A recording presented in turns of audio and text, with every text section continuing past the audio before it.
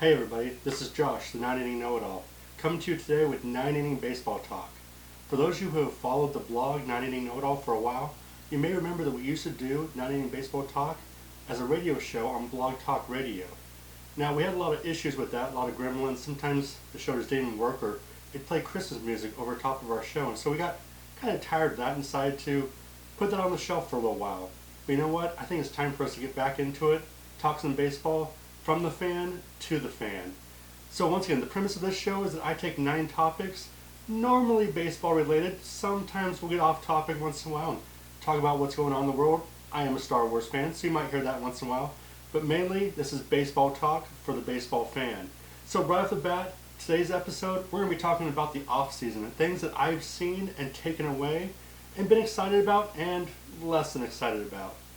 First topic right off the bat is Edgar Martinez for the Hall of Fame. His vote count is at like 79% right now. Now I know that only like 44% or 43% of the votes have been counted and made public, but still, that's an awesome number for someone who is a Mariner fan and an Edgar fan. I really want to see him in the Hall of Fame. I think he is worthy because he is the greatest DH ever to play the game. In fact, the DH award is the Edgar Martinez award. That alone makes him Hall of Fame worthy, in my opinion. Now, once again, I'm a Mariner fan, so I'm a little biased, but I think he's worth it. Next topic is also Hall of Fame related, and that's the fact that those who have been linked to PEDs and steroids, guys like Bonds and Clemens, they're climbing in the vote count. They're getting closer. It may not be this year, but next year and the year after, you may see Bonds and Clemens going into the Hall of Fame. Now, first of all, those two players were amazing players in their own right. Bonds was dominant, Clemens was dominant, but the PED issue hangs over their head, and rightfully so. But, like me, I'm kind of changing my opinion a little bit. Now, I used to be hardline against anyone with PEDs getting in, but then I listened to Bob Costas talk about it a few years ago, and his words really changed my opinion on that. So, if you want to find a good opinion talking about PEDs and steroids and all those things, and those players making the Hall of Fame, search for Bob Costas and him talking about it. He has some great ideas, great thoughts, and really, as smart as he is, it's hard to argue against him. Okay, so next topic, number 7, because we're counting down. Number 7 is that this year, more than any other, is baseball's chance to really catch up and even overtake some of the other major sports in the U.S. The NFL has been sliding. They had more issues this year than ever before, and it's showing in their ratings, it's showing in their interest from the fans. They're just losing it. In fact, this year, I watched maybe 2 games, and that was just because I had nothing else to do. In the past, I would watch games every Sunday. I would play fantasy football. This year, I didn't play fantasy football, barely watch games, and even now, I'm not real excited about the Super Bowl. The NBA has had issues. I mean, they've been nothing but whining and bickering, problem with the refs. And I know that baseball has problems with the umpires at times as well, but this year it seems to be different. It seems like the NBA and the NFL have had so many issues that it's baseball's chance to really step up and take over and be America's pastime today as well as in the past. Okay, so now we're jumping to topic number 6. And this is where it starts to get interesting because we're going to be talking about the off-season moves we've been seeing this off-season. And the first one is the Tampa Bay Rays trading Evan Longoria to the Giants. Longoria was, and really still is, the face of the Rays, and now he's gone. Now I know the Rays have been great over the years, trading guys, getting prospects, and finding prospects who turn out to be solid ball players and help their ball club. But they traded away the only face of their franchise. In their history, think about the players of the Rays. Name off their franchise faces. David Price could have been that, but he left. Longoria was that. Really, those are the 2 guys you think of when it comes to the face of the franchise for the Rays. And they just traded him. I'm not sure about that. I get they want to rebuild, but in a city where you're already having troubles filling the seats, in a city where no one's really excited about your team, you've got to keep the face of the franchise there for no other reason, just to draw people in, to build excitement. And that jumps us into our next team, topic number 5, and that's the Pirates. trading away two of their star players. And not just any two. Garrett Cole, great pitcher, moving to the Astros. Andrew McCutchen, once again, face of the franchise. Now, I know McCutchen had troubles a couple years ago, just couldn't hit, wasn't doing very good, but he bounced back last year. He was looking solid. And you can tell me that they have prospects and young players to take his spot, and they do.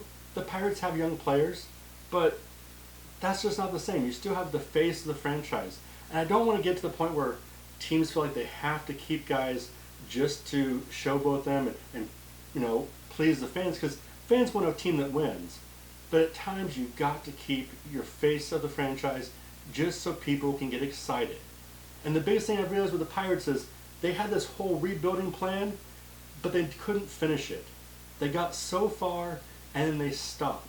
They didn't go far enough. They could have gone one more step, gone out and got that one piece they needed, and they could have been a serious contender for the World Series. But they never did that. They just tried to build from within, which is great, but they didn't complete the team the way it needed to be done. And speaking of teams that are not complete and may never be complete again, the Marlins. And I'm sorry, but everyone thought this new ownership group would be so amazing, so much better. And you know what? In 5 years, 10 years, we may look back and say, they made all the right decisions. But right now, I don't see it. Dumping Stanton, that's what they did. They dumped him. Dee Gordon, and a number of other players, and still more players to be traded, because they're not done trading because no one's happy there. No one wants to play for a team that just got rid of 3 of their top players. And as a fan base, I feel bad for people in Miami who are baseball fans, because the team that you're supposed to be rooting for, the team that you're supposed to be supporting, just said, all your favorite players, all of our best, we don't want them anymore. And yes, I know you can tell me they got prospects in return, but Stanton, Gordon, you can't just replace those guys with prospects. Those guys are talented individuals. Stanton, I don't know if there's any prospect in all of baseball that can match his talent, and yet they traded him away. And I get it. He costs a lot of money. They needed to send him somewhere else so they can bring in other players. But you know as well as I do, they're not going to bring in other players. So let's jump to number 3 for this offseason, and that is the fact that there is just no action outside of trades going on. Now we got the trades. Once again, we've got Pirates making trades to the Astros. We got the Giants making trades. But there is no free agent movement. Top level free agents, guys who would have been scooped up in normal years by the winter meetings. They would have been signed that weekend. That week of the winter meetings, they would have been off the market. Guys like Lorenzo Cain, Moustakas, Hosmer. I mean, there's a dozen starting pitchers that no one's even talked to, it seems like. And it blows my mind that here we are in the middle of January, and we still have really an all-star level team on the free agent market. A team could legitimately cut everybody on their team, go out and sign all the free agents. Now, it'll never happen, but if they did, they'd be competitive. They'd be playoff worthy, and possibly even, I don't know, World Series level, because there's that many players out there with skill sets that are strong enough to help a team and make a difference. But the biggest thing I've noticed, and this is number 2, it leads right into this, is why this is going on. Maybe some teams are looking forward to next year's offseason. There's quite a few big names coming up for free agency. But I think the biggest reason why this offseason has been slow is because of the Cubs, it's because of the Astros, and the Royals. Those 3 teams won championships with a player base that was built from within. They didn't go out and buy the big, pretty, expensive free agents. They built from within. They did sign free agents to fit their team, to complete their team, and to get them ready for the World Series. But they were built from the ground up. And teams are starting to see that. Teams are seeing that, hey, if you go out and just spin, it doesn't always equal a World Series. It doesn't always even equal a playoff berth. Teams understand you have to build from within.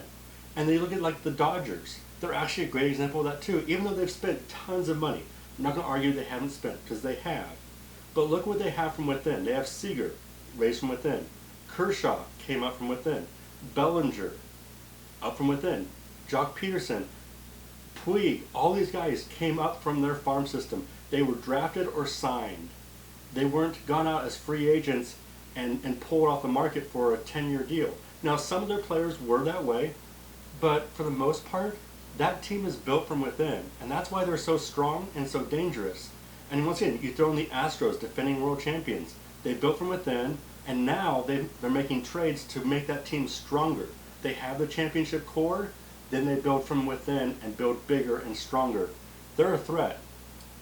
And so I think the biggest reason why we're seeing the free agent market go slow is because those three teams have been so successful and other teams are trying to mimic it. Just like when Moneyball came out, everybody wanted to do Moneyball. And although we still have Moneyball today, it's changed. It's whatever is hot, whatever is popular right now, everyone wants to mimic it. Success is what people want to follow. Those three teams have been successful. So our number one topic for this show, for 90 Inning Baseball Talk, number one is, I miss baseball. I hate sitting on my couch, turning on a sports channel like ESPN, and having to watch things like, I don't know, I don't even do it. I just turn it off. I can't even watch sports anymore because I miss baseball that much. It's been cold up here. I know on the East Coast it's been really cold, really windy, lots of snow. You guys probably miss baseball more than I do, but I am missing it. I am so ready for the college season to start, then for some summer league. Man, I am just ready for baseball. Spring training cannot get here soon enough. Well, ladies and gentlemen, that was 9 Inning Baseball Talk, brought you 9 topics from the fan to the fan. Once again, I'm Josh, the 9 Inning Know-It-All. I'll catch you guys next time on the 9 Inning Baseball Talk.